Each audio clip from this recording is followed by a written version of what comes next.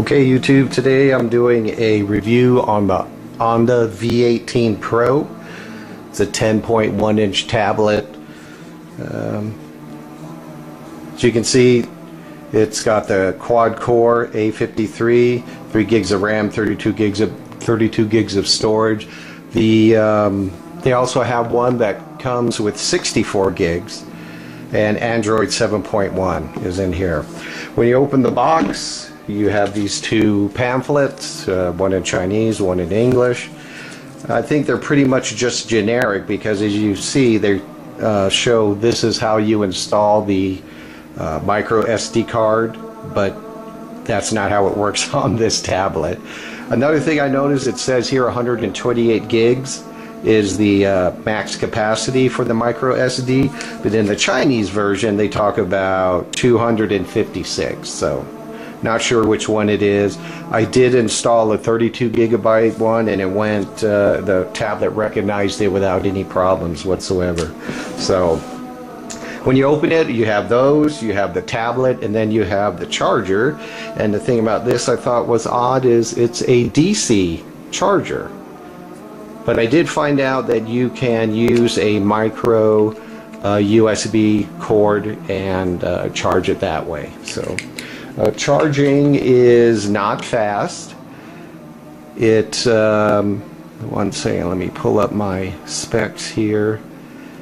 It charges roughly about 18% an hour. I left it overnight on battery saver and it went down 4%. So it's definitely not a fast charge tablet, but you know, you kind of get what you pay for. So here's the back.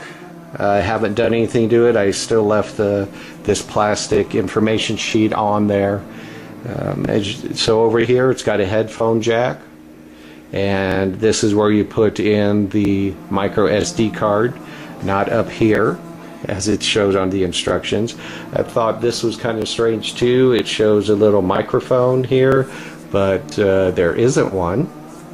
And it's got a reset button, the DC power in, and then this is where you can use the micro USB to charge it. Although over here it just shows like a micro or a USB plug. At the bottom, they do have a dedicated Bluetooth keyboard that works with it, and that's what these connections are for. At the top, we have the power on and the volume buttons and the camera,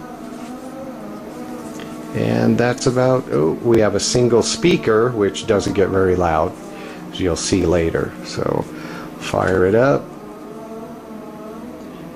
and there we go. I was looking for a tablet that had a pretty bright screen, and it does. Tablet works pretty good. Here's we'll go through the settings real quick. There's a couple things in here. As you can see, it says adaptive brightness is off. Well, it doesn't have any type of sensor for it, so you just set it manually. And then another thing I noticed is developer options was already enabled, which I thought was kind of cool. And then it also gives you the option of OEM unlocking. Allow the bootloader to be unlocked. Now when you click this on, it gives you this dire warning that the security updates won't install. So anyway, the normal settings are available there. I did run a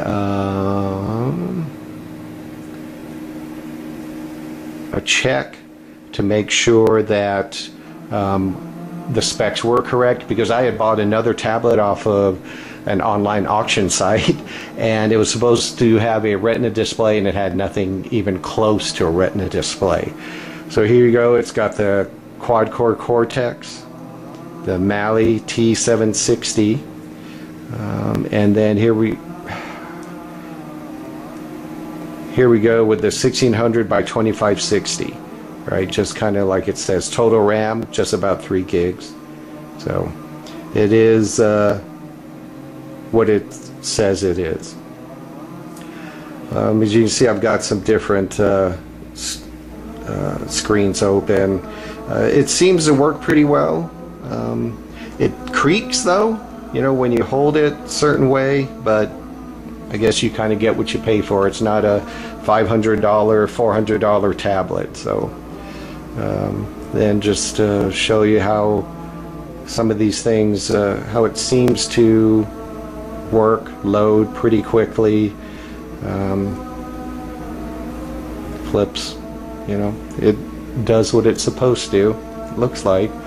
Like I said, I've only had it a couple days, so I really haven't had a whole lot of time to mess with it. Loaded all my apps off of Google Play without any issues, in case you're worried about buying a Chinese tablet.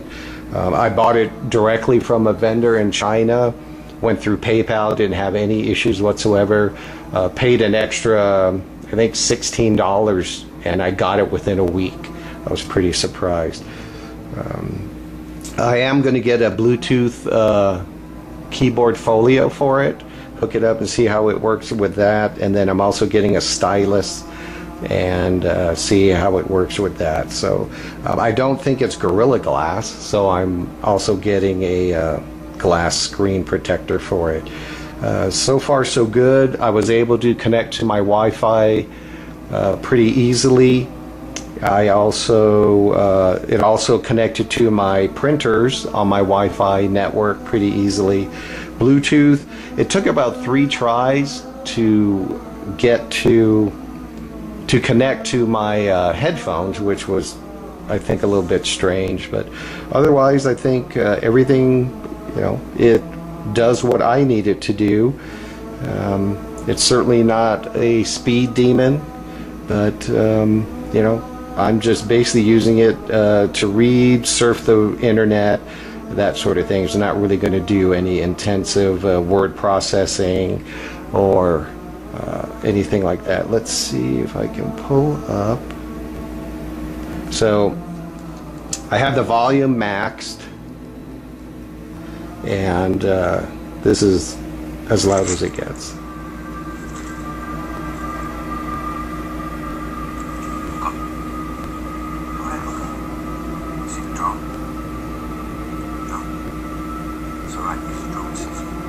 Yeah, that's it. The picture is really good, so, which is what you know, I wanted. I wanted something with a good picture. Pretty disappointed in the sound though, but I guess that's what headphones are for. So other than that, pretty happy with it overall. You know, it switches back and forth, no glitches with it yet, and hopefully I won't have any, and everything will keep working. It is a little bit, as far as I think, it's a little on the heavy side. I had an 8-inch Lenovo prior to this, so it's kind of a big jump, but we'll see. Hopefully it works, and if you're buying one, good luck to you. You should be satisfied, as long as you're not hoping to get a iPad or Samsung, you know, equivalent. This is definitely, you get what you pay for. Quad core, 3 gigs of RAM, and a really decent screen.